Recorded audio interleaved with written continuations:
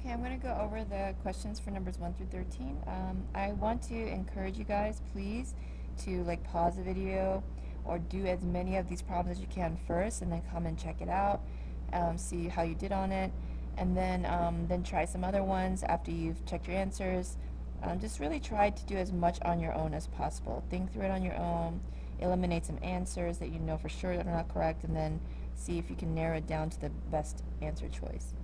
Okay, so number one, give the domain and range of the given relation. Here's my relation. There are my x values. Here are my y values. Remember, the domain is the set of all x values. So that's your domain. And the range is the set of all y values, okay?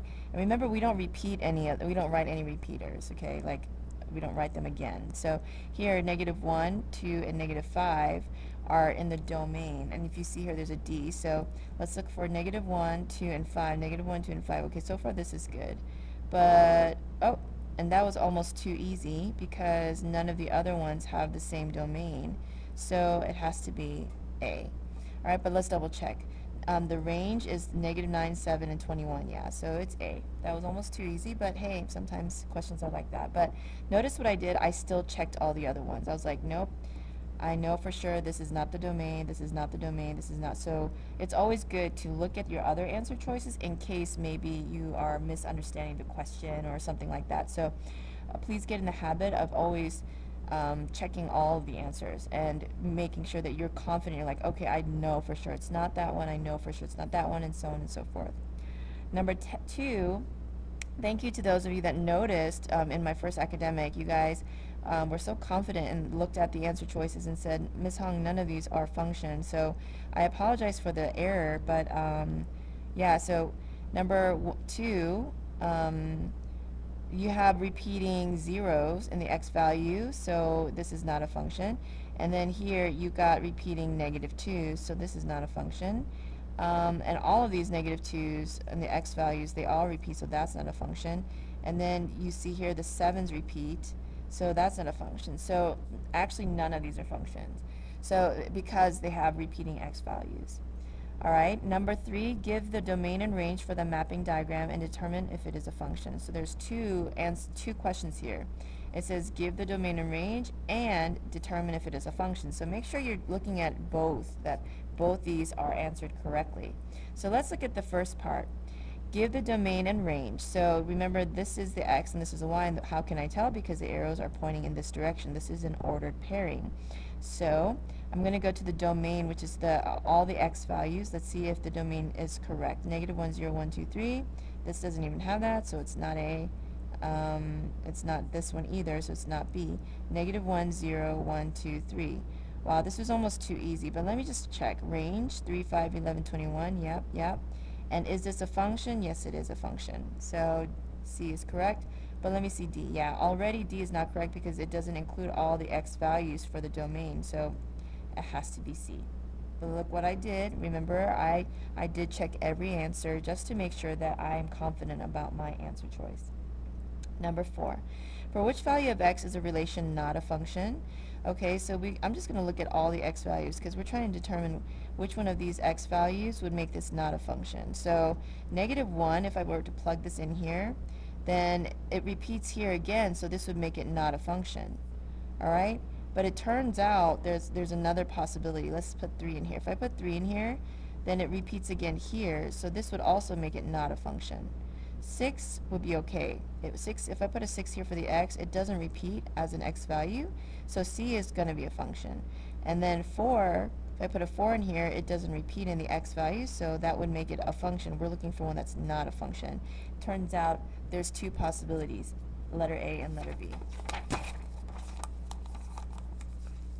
Number 5, determine if the graph below represents a function. Well, look at does it pass the vertical line test? Absolutely, every single time.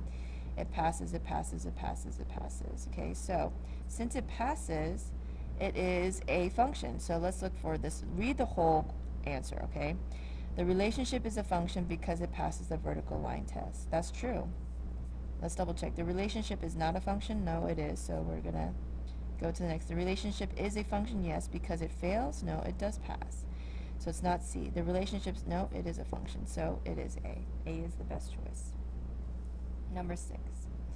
Okay, so number 6, it says, given the function this, f of x equals negative 2x minus 4, evaluate to determine the value of f of x when x equals negative 3. So basically, I'm plugging in the negative 3 for f of x. Instead of f of x, I put f of negative 3. This is your input. So then now I input it into the actual rule. So negative 2 times negative 3 minus 4, because if you look here, there's times. So you got to treat it like a times, and then just minus 4. Now, the question is, which one do you do first? Be careful about your order of operations here, guys. Okay, this is multiplying, okay? And then this right here is subtracting. So if you think about PEMDAS, you do multiplication before you subtract. So let's multiply. Now, negative 2 times negative 3, check it in your calculators, guys. You don't want to miss this question because of a silly sign error.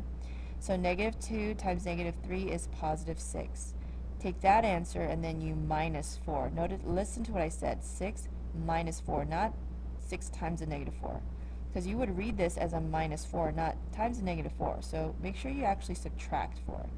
So 6 minus 4, to double check, you can put it in your calculator. 6 minus 4 is 2.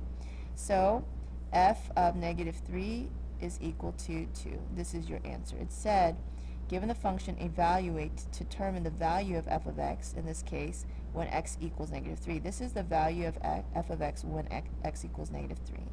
This is your output, and that's what we're trying to find. So guys, number 6, I think the biggest thing that might challenge students is just reading this and knowing what you're supposed to do with that information.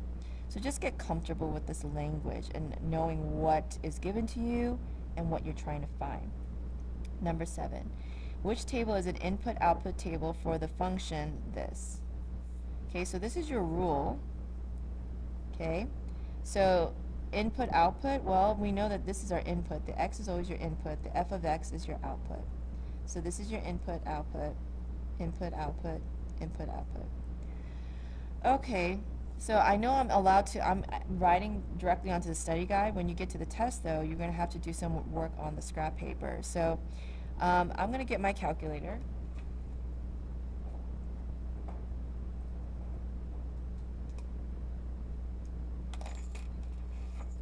Okay, so since this is the rule that I'm going to use, okay, I'm going to have to input my x and see when I apply the rule if it gives me the output that's in the output section. If it doesn't, then I move on and see what other choices I have. So this is going to take a little bit of time because I've got to plug numbers in. So let's try A. So if I take x and I put that in for the x here. So, okay, I'll do some work off to the side so you can see what I'm doing.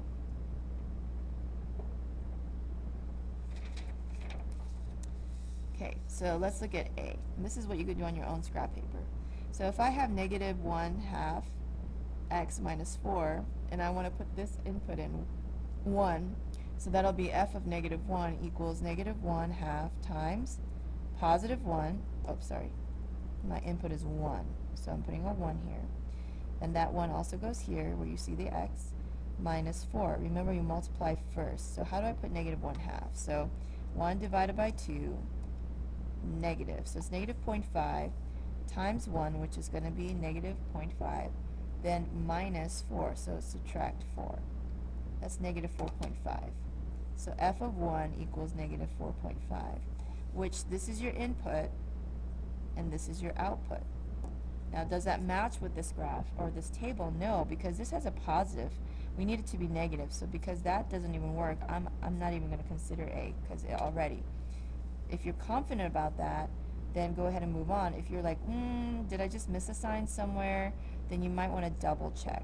Okay, so if I were to double check, this negative 1/2 got multiplied by a positive 1. Subtract 4, negative 1/2 times 1 is negative 0.5, minus 4 is, yeah, it should be negative. So I'm going to move on. Let's say I go to B. Here's B. So let's put a 1 in there. Well, it should be negative 4.5, right? Because if this is using the same input, we already know what the output should be, negative 4.5, which is not that. So this is out. Let me say that again. Since this value here is still using the same input as I did on this one, and we're still using the same rule, I already know what the output should be. And if it's not negative 4.5, then I'm moving on. Okay, now I want you to be careful here, because I see that both of these have an output of negative 4.5 when x equals 1.4 or x equals 1. So they both work here, which means I need to test out these.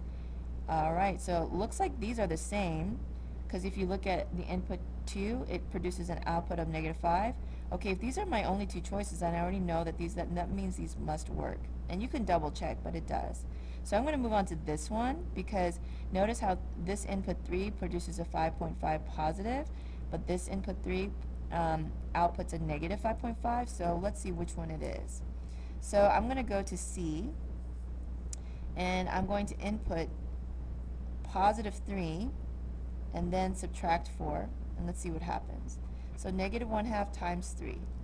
Okay, 1/2 negative times 3 equals negative 1.5, and then minus 4. That's a negative 5.5, which means it's not this one. It has to be this one. That means C is out. By process of elimination, D is it. Okay, if you absolutely want to be sure, you can go ahead and check that 4 works and 5 works. It'll give you these two outputs. But by process of elimination, and if you're confident about what you did, then I would say move on. D is the correct answer. Now number 18, it says, is the graph of the relation below a function? Now, unfortunately, this graph doesn't quite show up, but this is the graph. It looks like a staircase. Oops, not right there. It goes like this. So you can kind of see the darkening of the steps, but this is what the graph looks like. Is the graph of the relation below a function? Okay, well, let's see if it passes the vertical line test. Like, for example, let's say I draw my vertical line here. Boop. It intersects one time the graph. But if I intersect here, boop, boop, boop, it's like you have 1 point here, here, here, here, here. You have this right here, it fails. So anytime you go on the vertical part of this graph, it fails, fails, fails. So fail, fail, fail. If it crosses on a horizontal part of the graph, then it passes. So is this graph below a function? No. It's actually up to the side. The graph fails the vertical line test whenever the vertical line intersects the graph at its vertical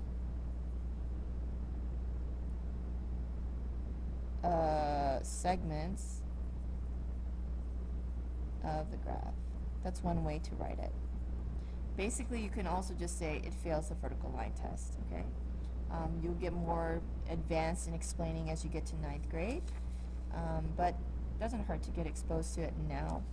Okay, let's go to number 9.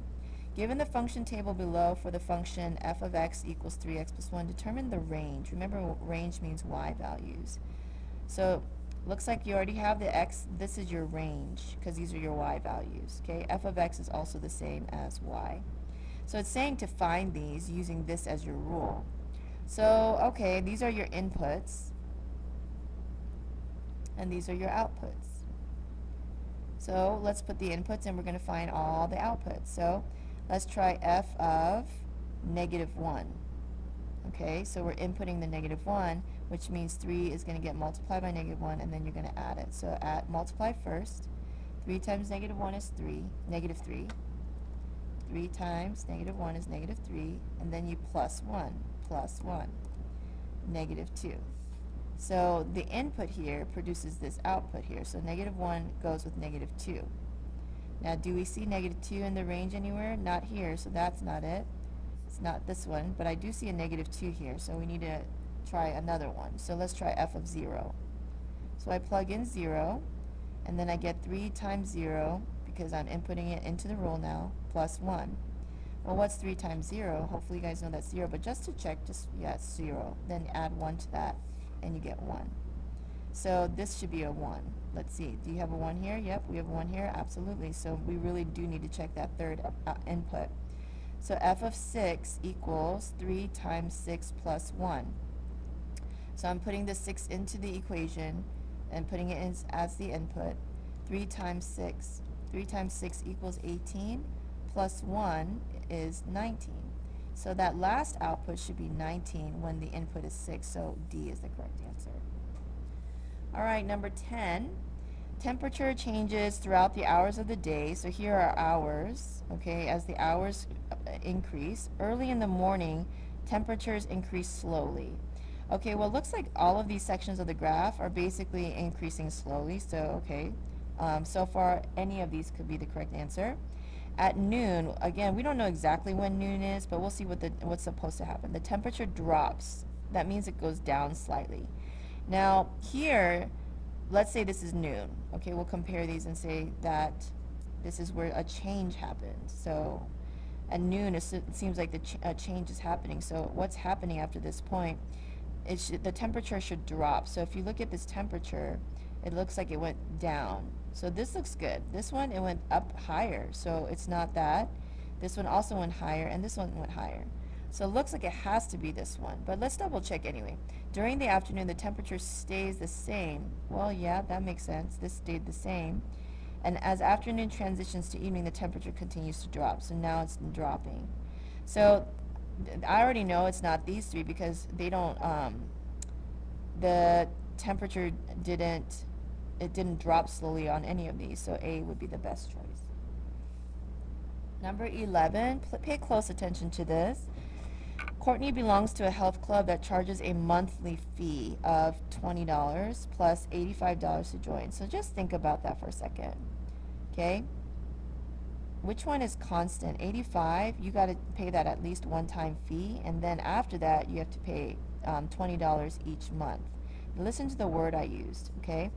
$20 each month, or you can even say every month because it says monthly, okay? Which means every month or each month, which gives me an indication that this is my rate of change because that's what you get multiplied with every time you have something that's happening repeatedly. That's your rate of change. And the $20 you're being charged repeatedly monthly, whereas this is just one time. This is your initial fee. And if you notice that word, think about what we've talked about in class. This is your initial value. So write a function to represent a cost, okay? So the function would be y equals, and you might say, well, do I use f of x? You can use that as well. Y equals blank x plus blank. Okay, we'll answer this question in a second. We have to do two things. Write a function and then answer that question. How much has she paid after 6 months? So, since we're learning about writing equations here, we're going to keep it very simple. It should be in this format right now. So the rate of change is 20. So remember, the rate of change goes here, and your initial value goes here because the rate of change should be multiplying by whatever's happening each month, every month. Okay? So $20 per month plus the initial fee. So that's your equation. To make it look a little bit more neat without all the blanks and everything, it looks like this. There's my answer. Okay? Now, how much has she paid after 6 months? So, if you take, say, 85, okay, and let's say this is per month, so there's a couple of ways to do this, okay? I'm going to say there's like one way to do this is maybe you just do the math specifically. You say 85, and then if she's doing it for 6 months, this is the first month, then the second month, then the third, then the fourth, then the fifth, then the sixth. Okay, this is for 6 months, plus the initial fee to join. So, instead of adding 20 over and over again, you can just say, well, this is repeated addition. Why don't I just multiply 20 times 1, 2, 3, 4, 5, 6. There's 6 of them. That's 120. Then you take that and add the 85. She's going to pay $205 in 6 months. Okay? Another way to look at it is, hey, I have an equation that tells me what's happening. This is my cost, and this is per month. Okay? So, let's say I want to find out what is the cost after 6 months. So, you would take 20 and you would plug in a 6 because you've done it for 6 months, which is the same thing you see here, plus the initial cost. So 20 times 6, hey, 20 times 6, that's 120. Add the 85, and you get 205. Okay, that's another way to do it. So the answer for the second part, okay, right here is $205. Number 12. Which function matches the table shown on the right? Looks like we're missing this one. So for now, just go ahead and skip it. We'll do this in class. Okay, we'll do this as a warm-up on tomorrow. Number 13. Last but not least for tonight's homework, it says identify the rate of change, which is the rate of change, and the initial value in each linear function below. So remember, when you think of it in this form, the x, the one that's being multiplied by the x, that's your rate of change, and then you have your initial value. So always look for the x to find the rate of change. So I'm going to just start with the rate of change. Here's my rate of change, that's 3.5. Here, the x is a positive 1. The coefficient for that is a positive 1, so positive 1. And then here, the x has a negative 1 multiplied to it. That's your rate of change, so negative 1. Here, you have negative 4/7. And this is weird. It's like switched around, but hey, that doesn't matter because the number being multiplied by the x is still your rate of change, so negative 0.1. Okay, so then the initial value is a constant that doesn't have it's not being multiplied by the x. So here, the negative 8 is your initial value. Here, the negative 2. Again, I'm hoping you're pausing. You can pause at any point and you can just do some of this on your own instead of just writing the stuff down. It really doesn't help you if all you do is copy. I would advise you to try. So these are my other initial values here. The plus 3 is the initial value, okay, or positive 3. Okay, that is our homework for the evening.